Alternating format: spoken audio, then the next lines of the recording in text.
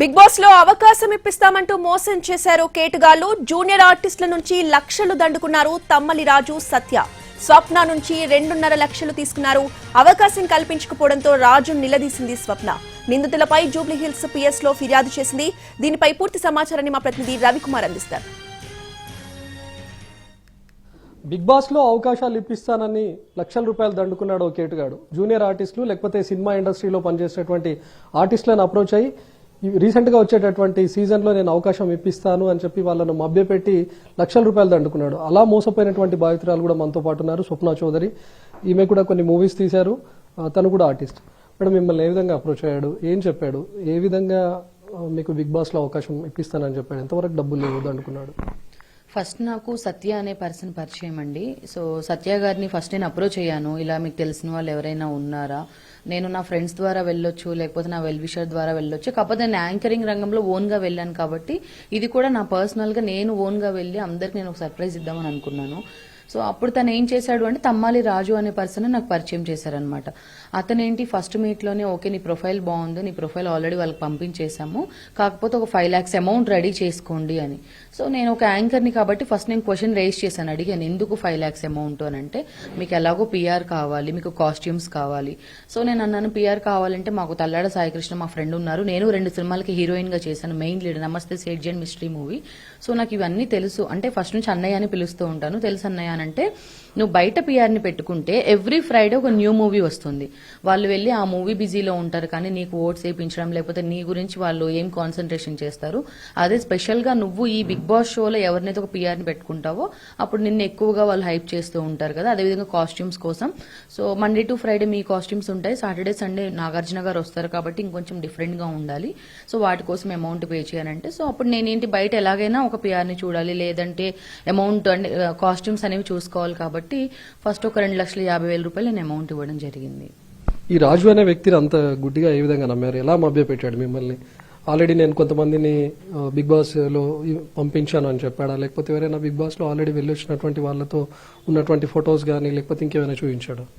అంటే సత్యశ్రీ, ఇనాయా సుల్తానా, తర్వాత ఇంతకు ముందు సూర్య, వీళ్ళని నేనే పంపించాను అని చెప్పారు. అంటే నేను కలిసిన ప్రతిసారి ఫస్ట్ మీట్ లోనే వాళ్ళతో కలిసి దిగిన ఫొటోస్ కానీ లేకపోతే వాళ్ళతో కాల్ చేసి మాట్లాడడము. అండ్ సీజన్ 7 లో కూడా బోలెన్ పంపించింది నేనే అని మాట్లాడాడండి. అది అంటే అలా చాలా మంది చెప్తుంటారు. ఫర్ సపోజ్ నేను కూడా మీడియాలో ఉంటాను, చాలా మందితో ఫొటోస్ అవి దిగుతూ ఉంటాను కాబట్టి అవి చూపించినంత మాత్రాన మీరు అంత ఈజీగా నమ్మేశారా, లేకపోతే తను ఇంకా మీరు బలంగా నమ్మే విధంగా ఇంకేమైనా ప్రయత్నించాడా? లైక్ వాళ్ళ దగ్గర ఉన్నటువంటి చార్ట్ చూపించడమో లేకపోతే వాళ్ళ కాల్స్ చేసి మాట్లాడడం, నేనే కదా నిన్ను పంపించింది అని చెప్పడం, మీరు అంత ఈజీగా నమ్మే విధంగా ఎలా ట్రై చేశాడు? అంటే ఫస్ట్ నేను బిలీవ్ చేసింది సత్య గారిని. సో సత్య గారితో నాకు 1 year నుంచి కాంటాక్ట్ ఉంది, 2022 నవంబర్ నుంచి. సో ఈవెంట్స్ గురించి మాట్లాడుతూ ఉంటాము. ఆ తర్వాత అతన్ని నమ్మాను కాబట్టి నేను రాజు అనే పర్సన్ నమ్మాను. అమౌంట్ ఇచ్చే ముందు కూడా 1కి 10 సార్లు 100 times అడిగాను, నేను ఇవ్వొచ్చా అమౌంట్ ఇవ్వొచ్చా అని. నాకు తన ఇంటి అడ్రస్ తెలుసమ్మా, తను చాలా జెన్యున్ పర్సన్, తను అలాంటోడు కాదు, మోసం చేసే వ్యక్తి కాదు.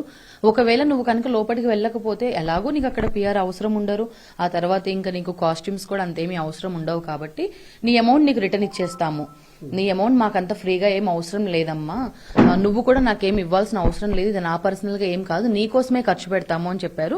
సత్య అనే పర్సన్ నమ్మాను కాబట్టి నేను రాజు గారిని నమ్మాను. సో రాజు నేను కలిసిన ప్రతిసారి వాళ్ళతో చేసిన చాటింగ్ చూపించడము, వాళ్ళని ఎలా పంపించాను, సత్యశ్రీతో ఇలా మాట్లాడాను, శ్రీ సత్య తర్వాత ఇనాయా సుల్తానా, రాజు, వీళ్ళందరి గురించి చెప్పేవాడు. అండ్ ఆ చాటింగ్ కూడా చూపించాడు నాకు.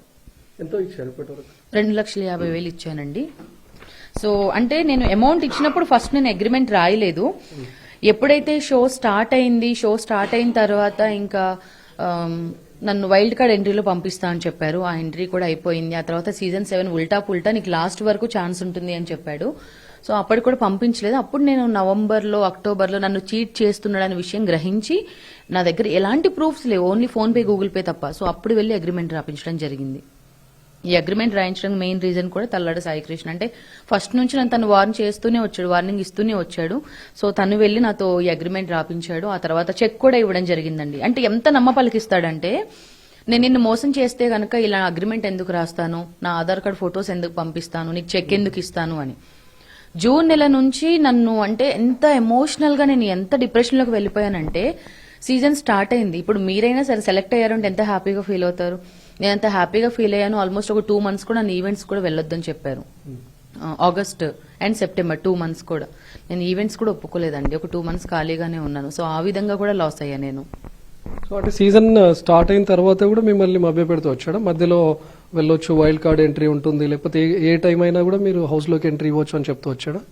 అన్నిటికంటే ఫస్ట్ సీజన్ స్టార్ట్ కావడానికి ఒక 10 days బిఫోర్ యూట్యూబ్ లో ఇలా ఫొటోస్ వస్తూ ఉంటాయి, ఈ కంటెస్టెంట్ సెలెక్ట్ అయ్యారు, వీళ్ళు సెలెక్ట్ అయ్యారు అని. సో అప్పుడు నేను అది స్క్రీన్ షాట్ తీసి పంపించి, అన్నయ్య నా ఫోటో రాలేదు ఏంటి మరి, నేను వెళ్ళనా ఈ సీజన్ అంటే, లేదమ్మా యూట్యూబర్స్ ని నువ్వు నమ్మొద్దు, అవన్నీ ఫేక్.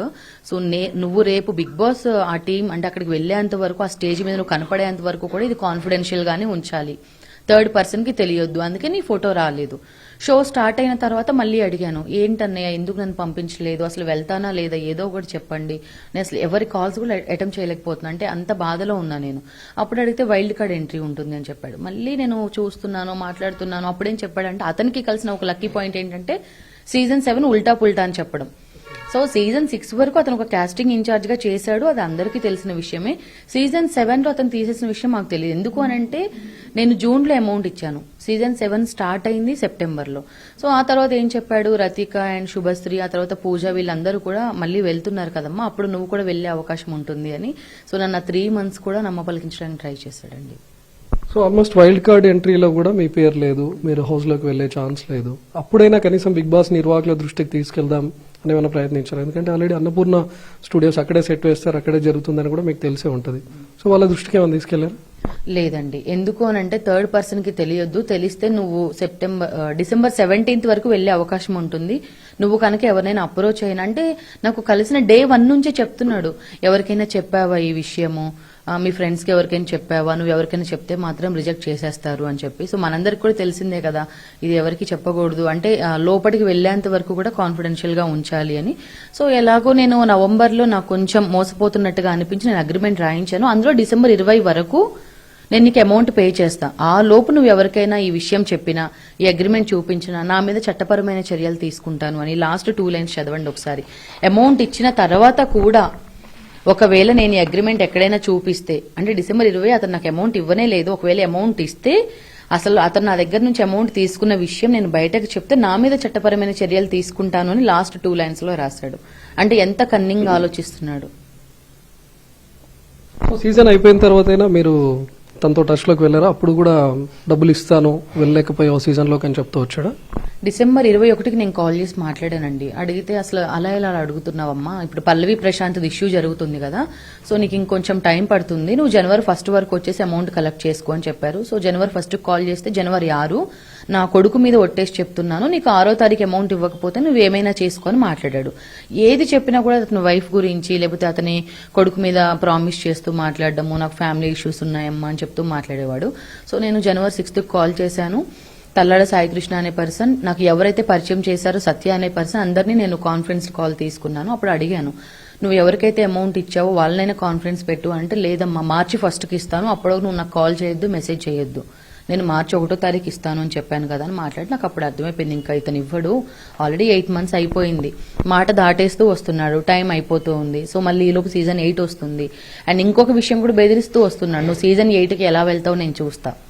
అంటే నేను జనవరి 6వ తారీఖు అతని అమౌంట్ ఇవ్వడు అని తెలిసిన తర్వాత నేను ఇష్యూ బయటకు తీసుకుని వచ్చాను. అప్పటి నుంచి నువ్వు సీజన్ 8కి ఎలా వెళ్తావు నేను చూస్తాను, ఇండస్ట్రీలో ఎలా ఉంటావు, ఎలా తిరుగుతావు నేను చూస్తానని చెప్పి మాట్లాడుతున్నాడు. ఇప్పుడు ఏమంటున్నారండి, కంప్లైంట్ ఇచ్చారా? సత్య అదేవిధంగా రాజు ఇద్దరు కలిసి మోసాలకు పాల్పడుతున్నారు అనే అనుమానం మీకు ఏమైనా ఉందా? ఎందుకంటే సత్య ద్వారానే తను రాజు పరిచయం అయ్యాడు, సత్య ప్రోద్బలంతోనే ఇది జరిగి ఉండొచ్చా? అలాగే అనుకుంటున్నానండి. ఎందుకనంటే అతన్ని సీజన్ 6లోనే, అంటే సీజన్ 7లో తీసేశారన్న విషయం అతనికి తెలుసు. తెలిసినప్పుడైనా నాకు కాల్ చేసి, మరి నువ్వు ఇలా అమౌంట్ తీసుకో అమ్మా, అతను కొంచెం చీట్ చేస్తున్నాడు అని చెప్పి అతను నాకు కొంచెం సపోర్ట్ చేస్తే బాగుండేది. నేను ఇష్యూ జరిగిన తర్వాత కూడా అతనితో కాల్ చేసి మాట్లాడాను, కొంచెం సపోర్ట్ గానే ఉంటాను, నేను నీకు ఫైట్ చేస్తాను చివరి వరకు అని చెప్పాడు. కానీ ఇప్పుడు తను కూడా కాల్ ఆన్సర్ చేయట్లేదు. సో నాకు తెలిసి ఇద్దరు కలిసే చేశారని అనుకుంటున్నాను. 6వ తారీఖు నేను వాళ్ళందరితో కాల్ మాట్లాడిన తర్వాత అతను చెప్పింది ఏంటంటే, నువ్వు పోలీస్ కంప్లైంట్ ఇస్తావా ఇచ్చుకో, కోర్టుకు వెళ్తావా వెళ్ళు, ప్రెస్కి వెళ్తావా మీడియాకి వెళ్తావా, నీ ఇష్టం, నువ్వేమేం చేసుకో అని మాట్లాడుతున్నాడు రాజు అనే పర్సన్. సో నేను ఇప్పుడు ఈ ఇష్యూ బయటకు ఎందుకు తీసుకుని వచ్చానంటే, చూసే వాళ్ళకి చాలా చిన్న విషయం, 2.5 లక్షలే కదా ఈ అమ్మాయి ఎందుకు బయటకు వచ్చింది, ఒక యాంకర్ ఒక యాక్టర్ అని. సో నేను అనేదాన్ని 2.5 లక్షలు ఇది నా కష్టం, నా అమౌంట్ ఎన్ని ప్రోగ్రామ్స్ చేసుకుంటే నేను ఇంట్లో వాళ్ళని అడగకుండా బయట వాళ్ళ దగ్గర అమౌంట్ తీసుకొని కొంచెం ఇంట్రెస్ట్ తీసుకొని వచ్చి నా అమౌంట్ ఇచ్చా నేను. సో 8 నెలల నుంచి నేను బయట వాళ్ళకు కూడా ఆన్సర్ చేయాలి అమౌంట్ తీసుకున్న వాళ్ళ దగ్గర. అండ్ ఈ ఇష్యూ బయటకు తీసుకుని వచ్చిన తర్వాత నాకు ఒక 3, 4, 5 మెంబర్స్ కాల్ చేశారు. ప్రియా గారు, అశోక్, ఆ తర్వాత ఒక సింగర్ అమ్మాయి కాల్ చేశారు, మంగా గారు కాల్ చేశారు. మంగా అనే పర్సన్ అండ్ వాళ్ళ టీం 8 మంది దగ్గర నుంచి తమ్మాలే రాజు అనే పర్సన్ అమౌంట్ తీసుకున్నాడు. ఇది ఎవరు మీలో కోటీశ్వరుడు ప్రోగ్రామ్ కి ఆ హాట్ సీట్ కోసం మిమ్మల్ని పంపిస్తాను, నేనే మిమ్మల్ని సెలెక్ట్ చేసేది అని చెప్పి అమౌంట్ తీసుకున్నాడు. కావాలంటే ఆవిడ నాతో మాట్లాడిన కాల్ రికార్డింగ్ ఉంది. సో నేను ఆవిడతో కూడా మాట్లాడిస్తాను నేను కావాలంటే. అండ్ ఇంకొక విషయం ఏంటి అంటే ఎవరైతే ఈ విధంగా బయటకు వస్తున్నారో, ఇప్పుడు నేను అనేదాన్ని 2.5 లక్షలు ఇక్కడితో ఆపేయొచ్చు, కానీ నాలాగా అంటే మీడియాలో ఉంటూ తప్పని ప్రశ్నించకపోవడం కూడా నేను తప్పు చేసిందని అవుతాను. సో ఆల్రెడీ నేను మోసపోయాను. ఈ 2.5 లక్షలు నాకు రిటర్న్ వచ్చినా రాకపోయినా ఇంకా వేరే ఏ అమ్మాయి కానీ ఏ అబ్బాయి కానీ ఎవరు ఇలాగ తమ్మాలి రాజు లాంటి పర్సన్స్ చేతిలో మోసపోకూడదనేదే నా మోటో. అందుకోసమనే నేను బయటకు వచ్చి మాట్లాడడం జరుగుతుంది. సో స్టిల్ ఇంత జరిగినా కూడా మీకు బిగ్ బాస్ 8 లో అవకాశం దొరుకుతుంది అనే ఇది ఉందా? బిగ్ బాస్ 8 కు వెళ్ళాలని అనుకుంటున్నారా మీరు? నేను ఇంత ఫైట్ చేసేది కూడా దానికోసమేనండి. యాక్చువల్ గా అందరూ బతకడానికి హైదరాబాద్ వస్తారు, నేను మాత్రం బిగ్ బాస్ కోసమే నేను హైదరాబాద్ రావడం జరిగింది. యాజ్ ఏ యాంకర్ గా యాక్టర్ గా నాకు ఖమ్మంలో చాలా హ్యాపీ. ఎందుకు అనంటే నేను పుట్టి పెరిగిందంతా కూడా జగ్గారం గ్రామం, అశ్వాపురం మండలం, భద్రాద్రి కొత్తగూడెం డిస్టిక్. కాకపోతే స్టడీస్ కోసం నేను ఖమ్మం వచ్చాను.